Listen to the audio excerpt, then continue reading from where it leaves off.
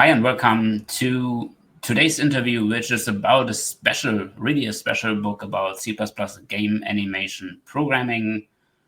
So today it's more about GameDev, I think, but we'll see. And let's start with a quick introduction from the author, Michael Dunsky. Yeah. Hello, I'm Michael. I'm already 50 years old, even if I don't look like this. I started as an electronics engineer, so really with soldering and all this stuff. Worked my way up, selling computer parts, being a system administrator, DevOps guy, and finally a gameplay programmer. So happy C++ user right now. And yeah, I wrote the book as a pet project next to my full-time job, which made it a bit more challenging than planned, but went well, learned a lot, had a lot of fun and a lot of doings and learnings. And yeah, I'm happy to be here. Nice. All right. I've taken a look at the book, and I think it's interesting when the topic is, speaking to you. So let's get started with just having an overview. This is the first edition, but you mentioned prior to talking to me that there's like a prior book. Yeah, there's this nice book which you have there, and there's the prior book, second edition, C++ game animation programming, which, yeah, it could be seen as prior book. You start there with nothing, an empty window, write your renderer and load a GLTF model. And in the second book, you start with loading the GLTF model and, yeah, go on from there with animations. So for people which are new to the topic, it's better to have the first book, right? Yeah, it would be nice if you're completely new and you want to know how GLTF files work or how to write a basic renderer in this case, yeah, get the first book. But if you know, okay, I know C++, I know how renderer works, and I just want to know how to load a model and how to animate it, then the second book is good. Okay, so let's look at animations and what that has to do with C++. If I scroll down a bit here, we see the table of contents. So we are having this open asset input library, which you use throughout the book, I think, often. Yeah, this is the main part of the book, because in the first book I used tiny GLTF to load the model files, and it gets a bit exhausting if you try to load for every single format and stride and whatever there is in the files. So I decided to go just with the finished, ready to use library and say, okay, let's go. And don't care about how you import it. Just say, I want to have this file, and here it is. Makes sense. So the second chapter is about moving animation calculations from CPU to GPU. So we're directly jumping into GPU programming in the second chapter. Yeah, nice. This is it's nice. It's heavy, I think, because GPU is your friend. It's not your enemy if you are trying to parallelize stuff. Use GPU. I use a lot of compute shaders there. I even use the GPU as storage. So I pre-calculate all the animations and store it in the GPU. And when I try to replay it, I have just to do a memory lookup, which is obviously much faster than doing more calculations.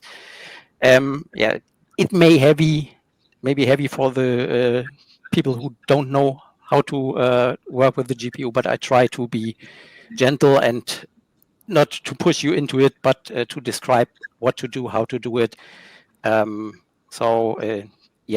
you just learn how to use the GPU for not just drawing models.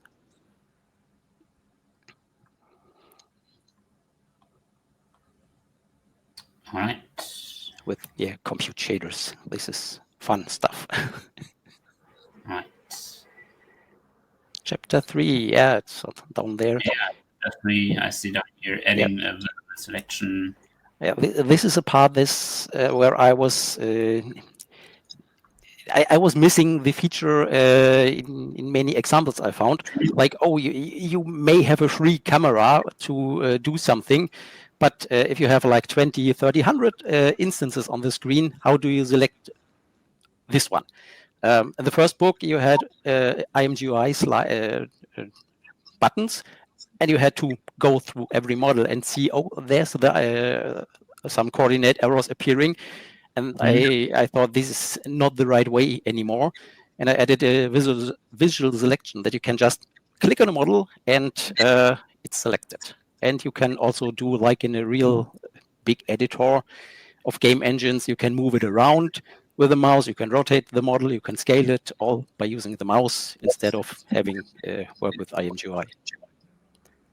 And directly I see here you're using IMGUI. Yep.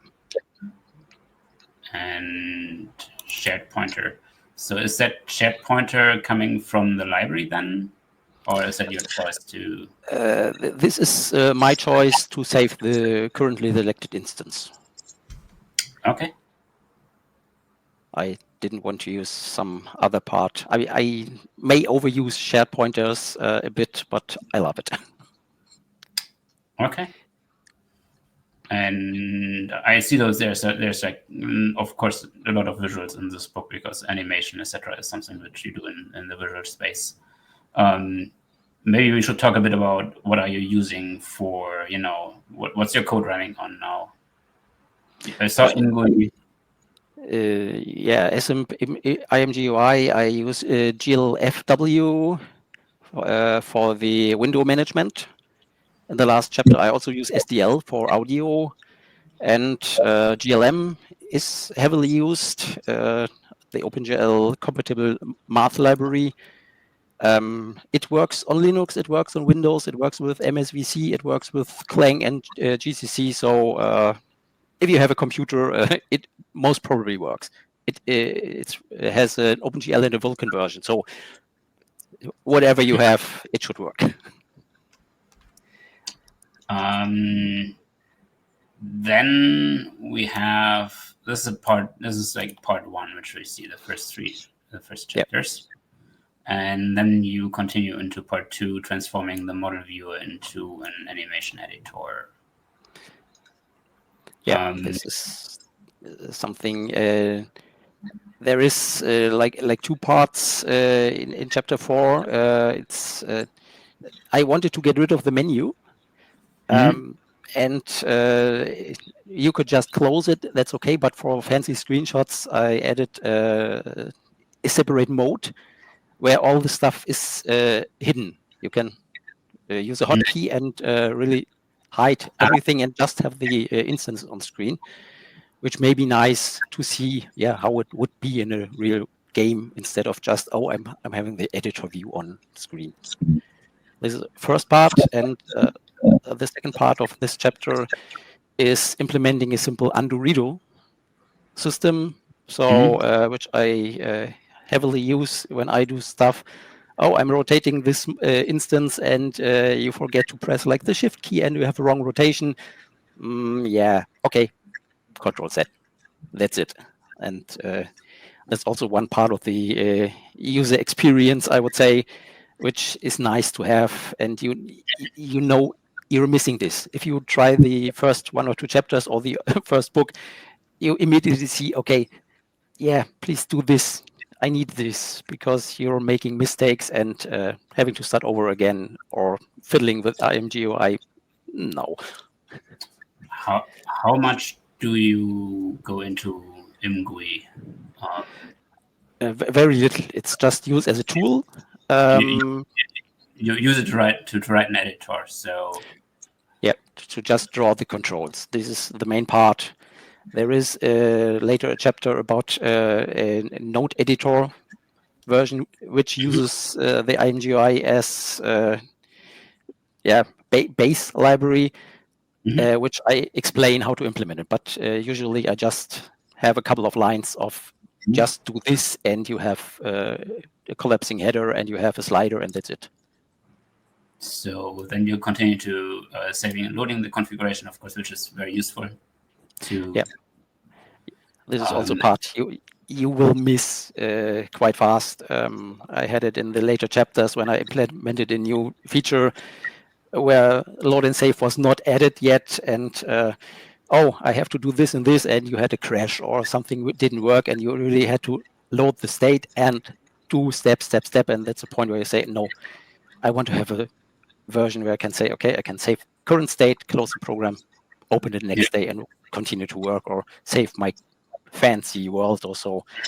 This I thought it's important to have such tooling in the program that you see, okay, I can really work with it and not one shot working. Yeah, I agree with that. That's always nice when you kind of basically, even if you debug, etc., that you kind of can load the configuration. Yeah.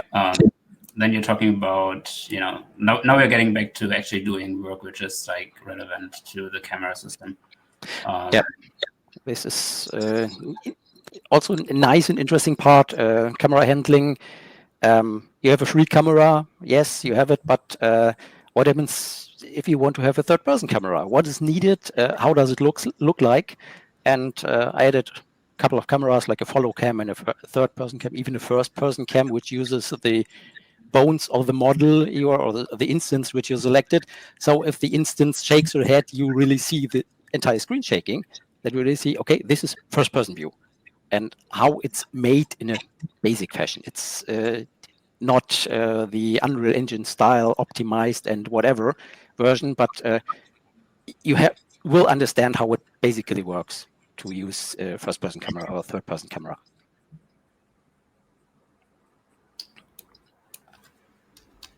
Nice.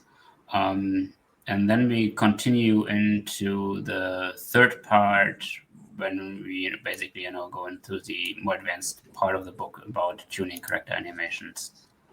Yeah. And chapter 7. Yeah, that's where I use the lookup tables instead of having to calculate animations by hand. I'm pre-calculating everything.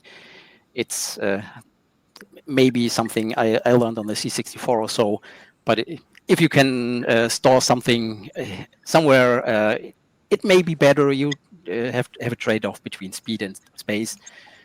But in modern GPUs, you have so much RAM that you can easily spare a couple of megabytes to store the animations, and then it's just a lookup instead of lengthy calculations.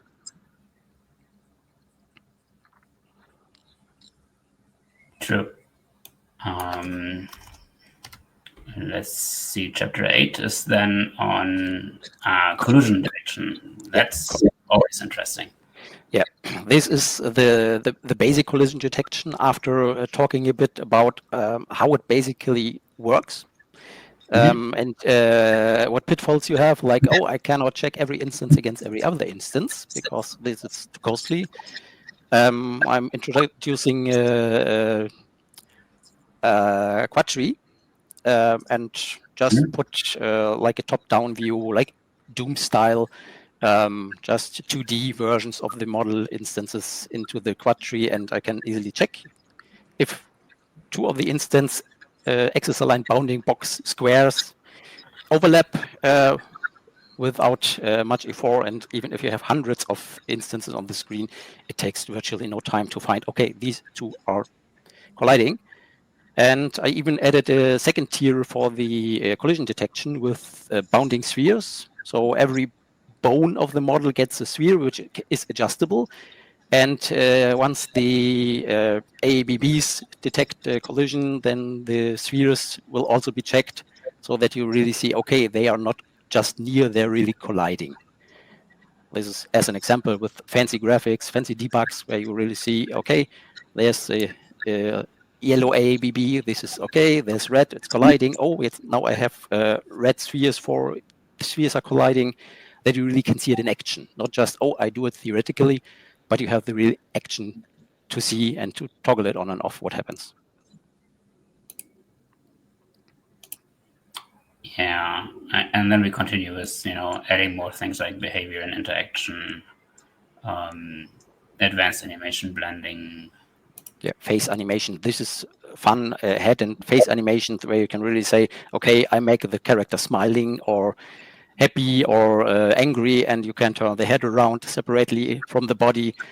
This is something you're mostly missing in tutorials where you get, 2 lines or a sentence, how it works. I really describe how it's done in detail. You can look up the code, how it's made in code. And if you understand how it works, it's totally easy. But the effects are great if you have the character nodding to you or smiling or combining with the wave animation, the guy. This is always fun to play around with. Yeah. So generally, what I've already noticed prior, but you do use a lot of modern C++. Like, for example, here you use S3 copy instead of a loop. Yeah. And I love this. You use it in a loop, to be fair, right? Yeah. But such as programming, right? Sometimes you use that, sometimes you use the other thing. And right, then we go like adding simple navigation. Yeah, well, in chapter 11 is, I think, loading a level, because you have an instance, you have instance collision. This is nice, but well, Yeah. a real game is mostly inside a level. How do the instances stay on ground? This may be an interesting question for anyone who just plays games. So how is it made that my character does not fall through the ground, or in case of bugs, falls through the ground? You can provoke it in the code that you have this effect, and then it goes stuff like inverse kinematics for the feet. That if your character goes up some slope, that the feet are not going to the ground but staying on top of the ground. Simple navigation, A-star navigation, that you can say, okay, this character will move from here to there, and you see, oh, there's a path drawn, and the character walks the path. That you really see, okay, what's behind all this magic that you only see in games, but you want to know how it works. Yeah,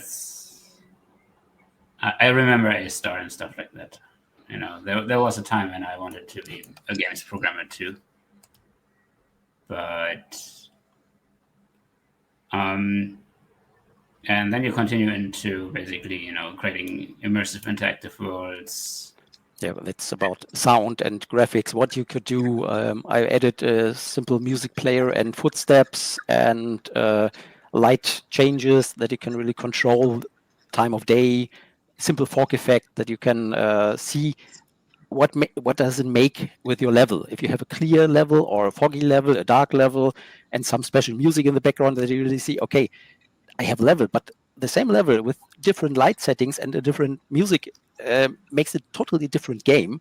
This is something just to read on and to play around with.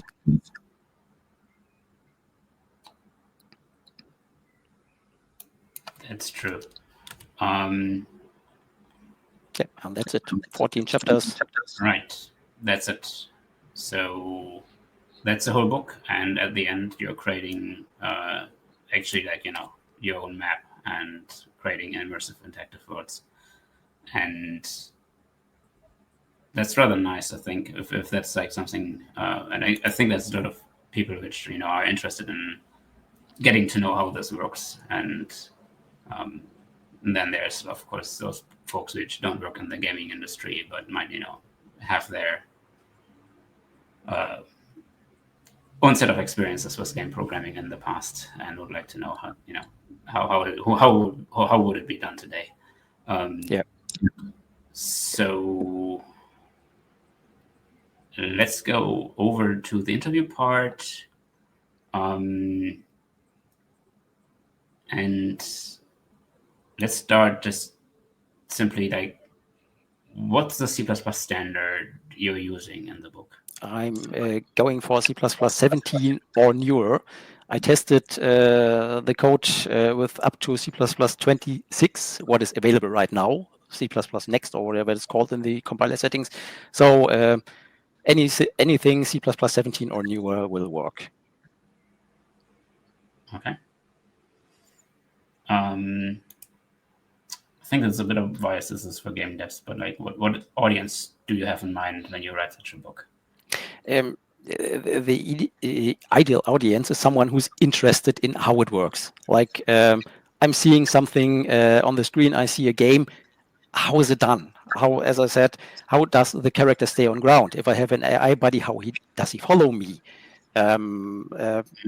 This is the part where you want to know the possible implementation, how it's done, and especially a playground to continue. In every chapter, at the end, there are a couple of practical sessions with some enhancements where I say, okay, try to implement this and this and that on this basis, that you can really say, okay, I'm trying to read the code, to understand the code, and to extend it.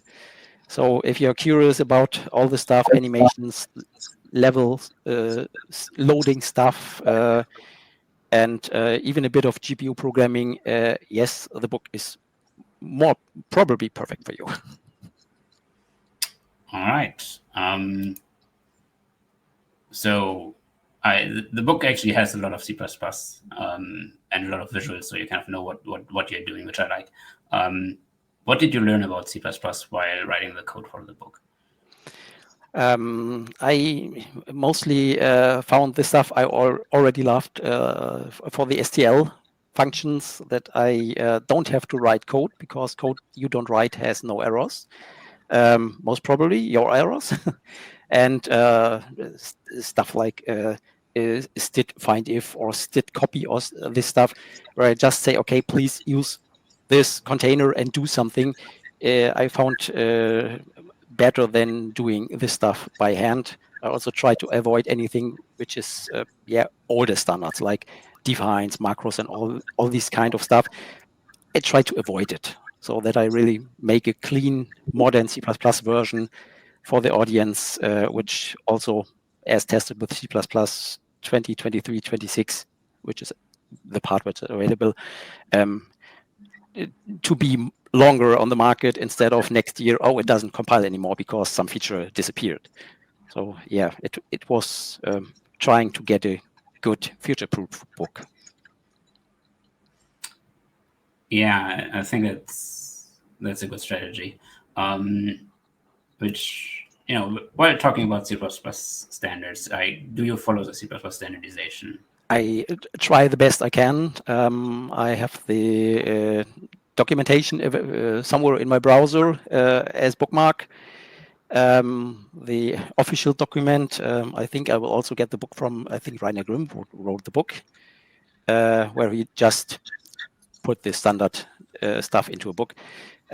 I try to use it because the better you are behind the standard, the more robust is your code, and not other system, other compiler, and everything breaks because you use something special. No, please follow the guidelines. Mm-hmm. Yeah, it's nice to know. I've actually met Rainer last week during a visit, and so if you read his books, you're probably familiar with Sippy, which he had also an announcement to speak about. But let's continue. And what's your background with C++? You mentioned that you wrote the book not during your day job, though. You're not like a book author 100%. So what's your background with C++? My current daily job is a gameplay programmer with Unreal Engine, so heavily C++ based. The previous job was also C++ gameplay programming and porting, so console porting, which is low-level stuff. But C++ was for many, many years sort of hobby. I can show you funny thing. My first C++ course, floppy disks from 98 to 99. This is the time where I started with C++ because I wanted to learn it. I was a bit fluent in C, and then some things are a bit heavy in C to write, and started with C++. And yeah, I wouldn't say love of my life, but I never got rid of it. And even with Java and Python and all this stuff, I know, yes, C++ is my tool of choice. Yeah, I've also got started with C++ in 98 in high school. But that's a different story. So with a book with over 500 pages and a lot of code written, do you have any known errors so far in the book? I had 2 small corrections with some UI parts where it didn't behave like it should. And I think there is something in the animation blending which is not 100% correct. I have to check. But right now, I'm not aware of any crashes or any misbehaviors or so. Looks like I wrote a good stable code. Yeah, that might help against undefined behavior and stuff like that. But generally, I have at least, I mean, it's like when a book is newly released, it's often that the errors are found sometimes like 10 years later or something. Yeah, that's. But it's an interesting topic to chat about. Yeah. So if you have any questions in the audience, then please post them. But then generally, I do also have some more questions. So how does this book help you to write better C++ code? It should work as a good example how newer standard C++ functions are used, like smart pointers. This is something, as I said, I might overuse it a bit, but not sticking with the old style, keeping your knowledge up to date. It's also one thing Rainer mentioned. You need to be up to date with your C++ knowledge to write good code.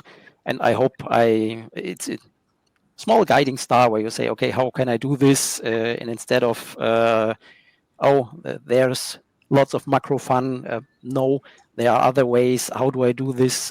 Platform independent, Windows, Linux, OpenGL, Vulkan. Are there any ways to write code which handles all of this without having magic in C++ or some workarounds? All the magic I do is in CMake. And that's all I need.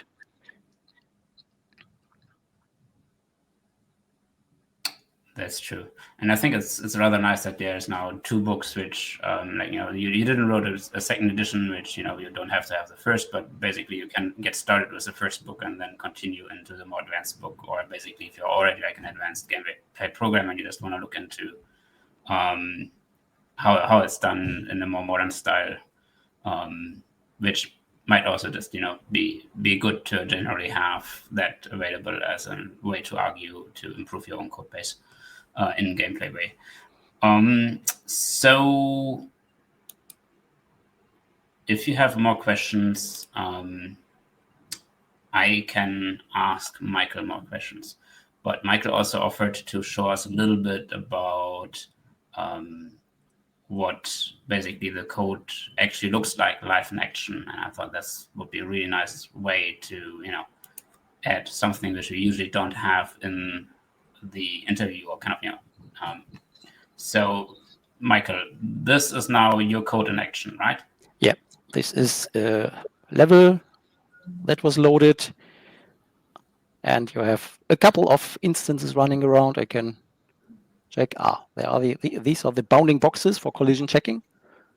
Okay. So you can really see how they are acting. They are used in a dynamic form.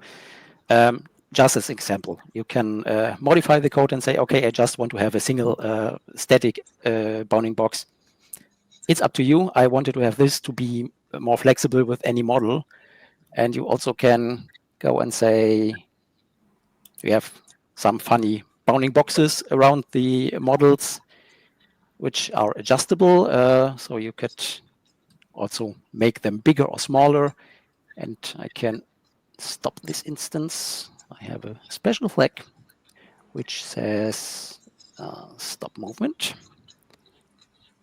That we can show this. Yeah, come on.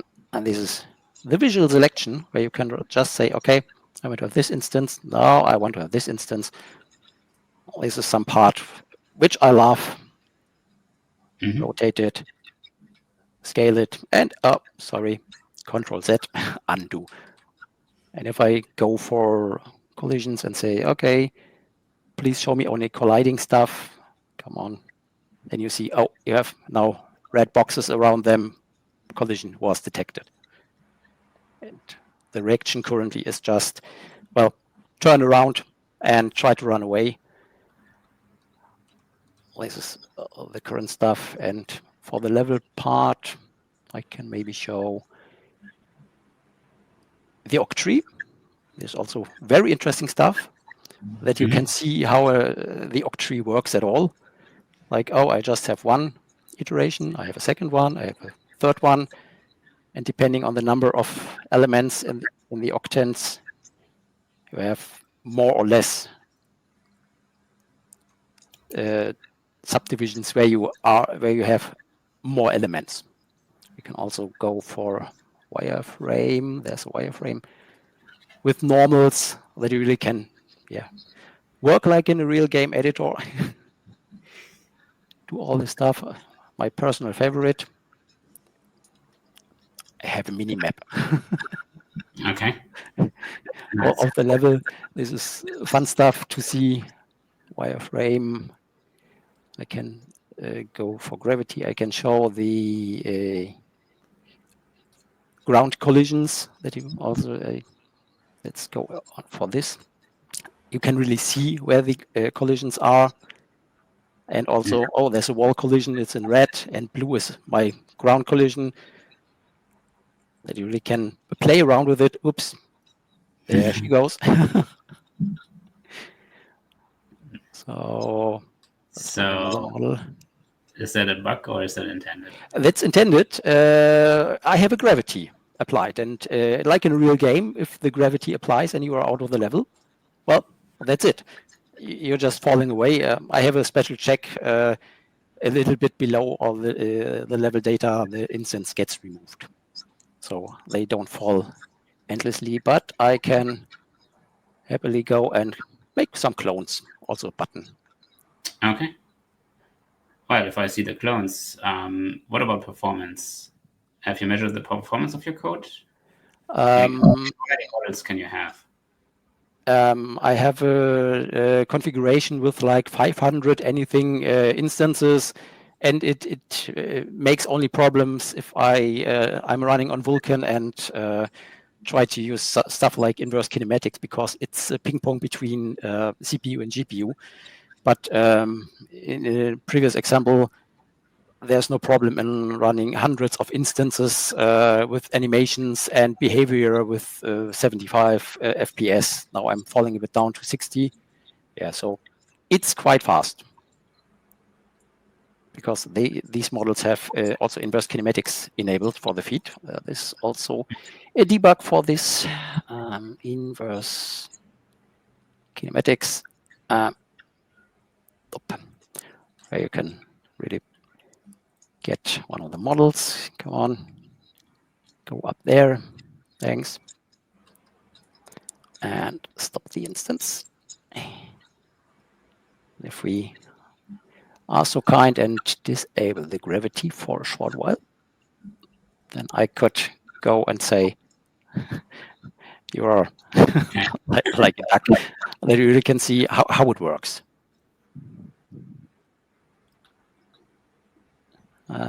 Gravity on again. This is, I'm now at back to 70 anything FPS.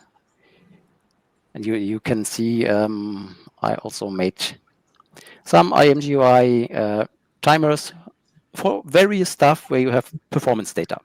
So you can really see where's your bottleneck, what takes ages, inverse kinematics. As you can see, sometimes around 10 milliseconds.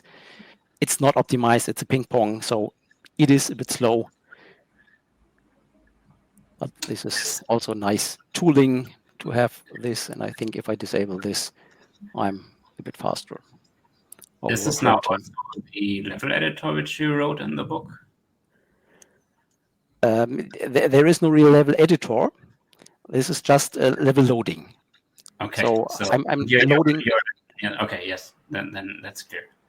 Yeah, I'm just loading existing levels and place instances in it to show how the game animation works. Because adding a level editor also here requires another book. And I understand. And if I would go for one of the comments earlier was, oh, what about implement rigging? No, you don't do this in such kind of book, because rigging is a topic for another book. If I even think of the tooling which is required to implement rigging, you have another book. So this is just how to use the stuff. What's your next book about then? Yet undecided. The book took roughly a year of my spare time. So I don't know, writing another book. Yeah, there are a couple of ideas which may be nice, maybe a year or two in between, but there may be more books from my side in the future, because it's fun. It's a lot of learning from my side. Most of the stuff here was done learning by doing,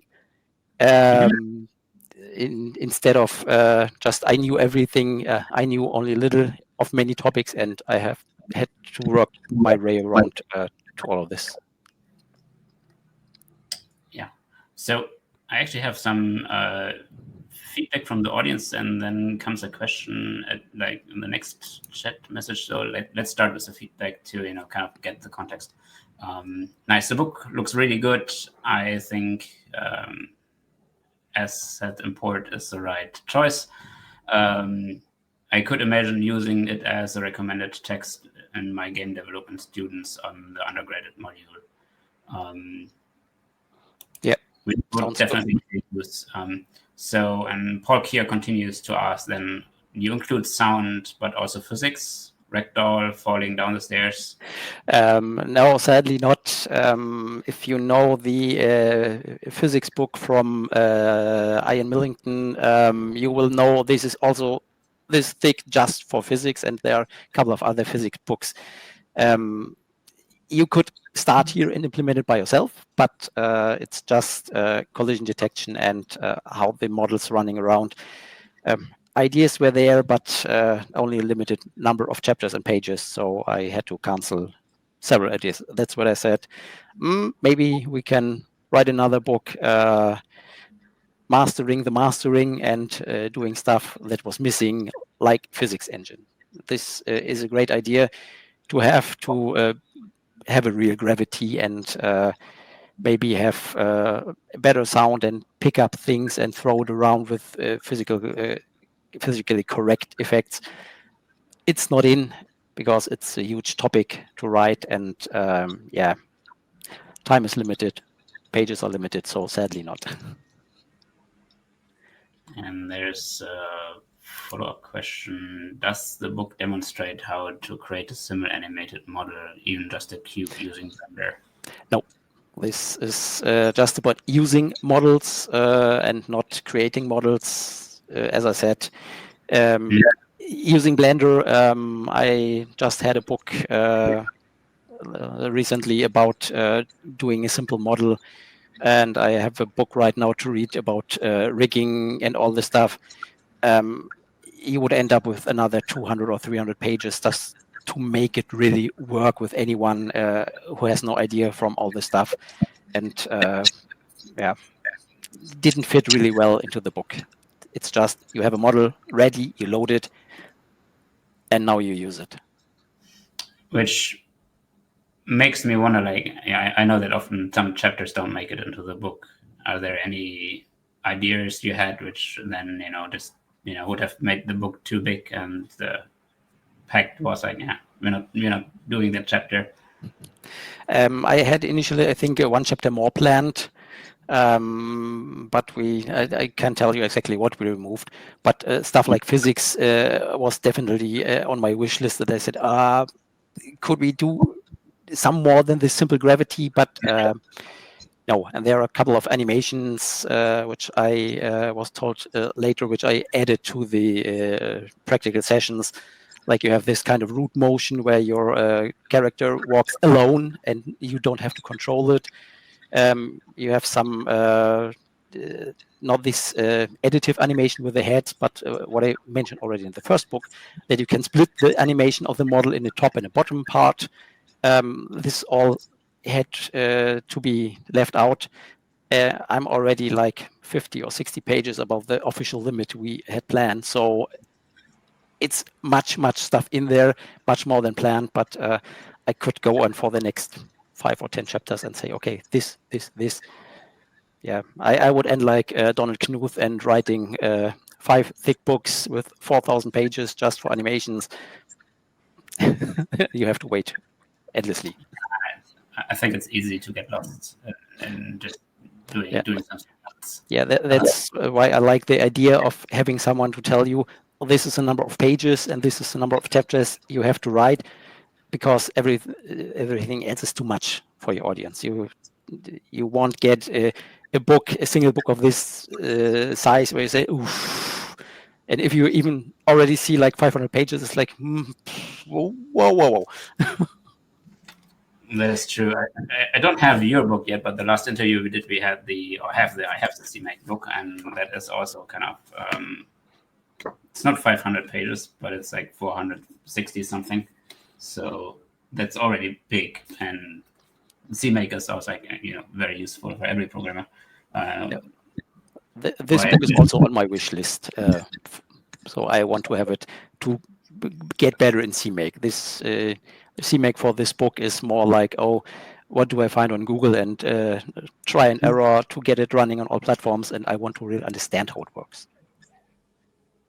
Then that is a good book to have.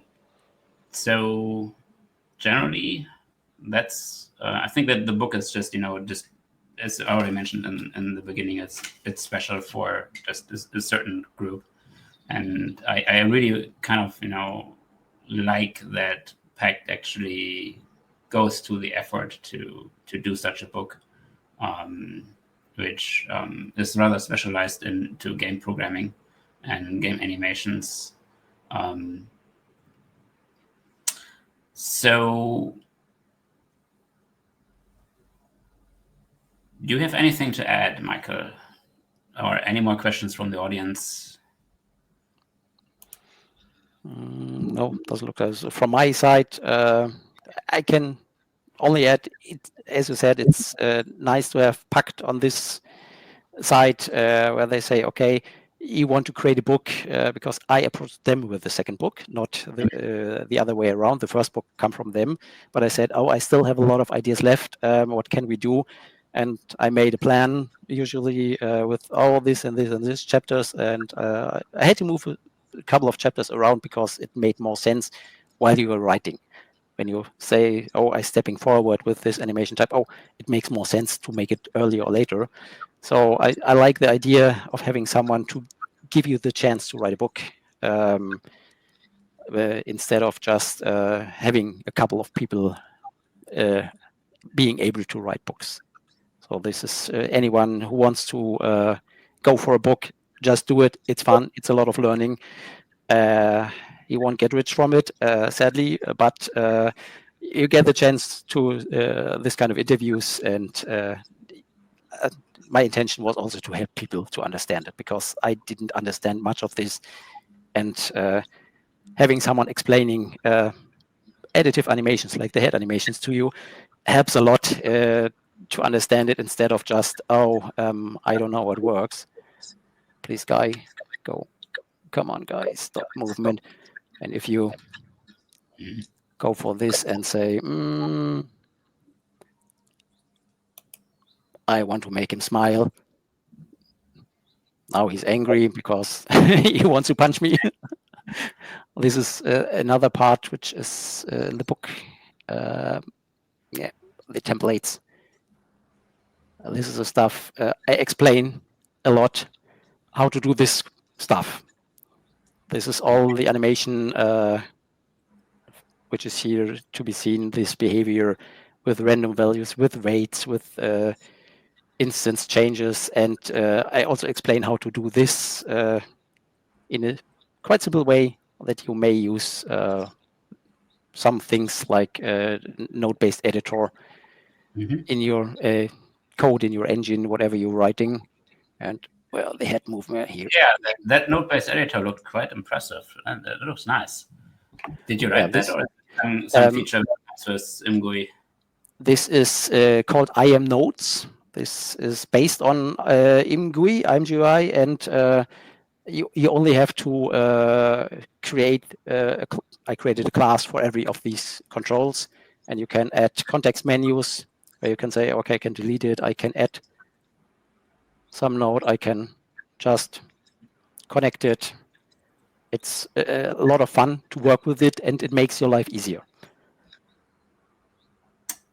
I believe so. Well, that was an interesting excursion into game development with you, and generally to understand the world of game animations a bit better, which is interesting. And so thank you for your time, Michael. Yeah. And you're welcome. Do I have? No, has been added somewhere. I could probably show. There's my path. This is a navigation target. I'm using a simple model as navigation target. So this is also explained in the book because you have to have some destination. And what is better as a movable destination, to have a movable destination as a model? So it's also explained that you can make any of the models destinations, and then you have also a path drawn. I can think.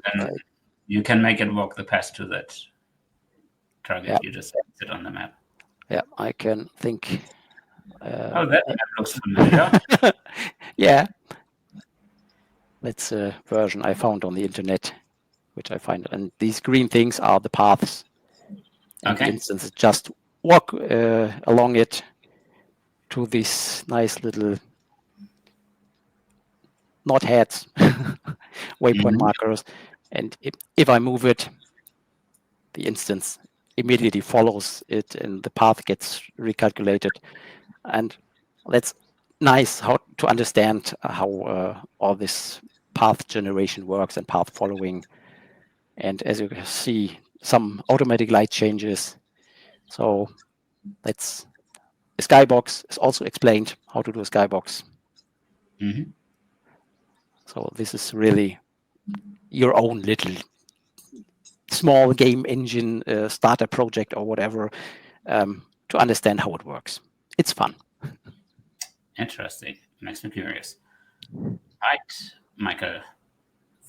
Thank you for your time. Yeah. What I can two things to add. Okay.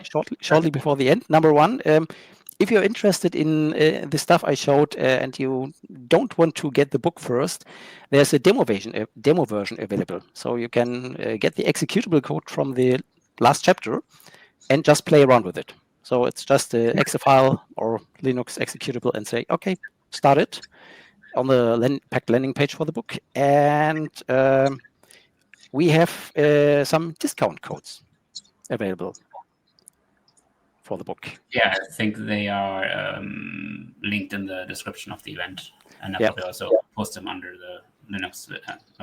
So this is the perfect chance to get the book because you have to pay a little bit less, sadly also for me, but it's worth it.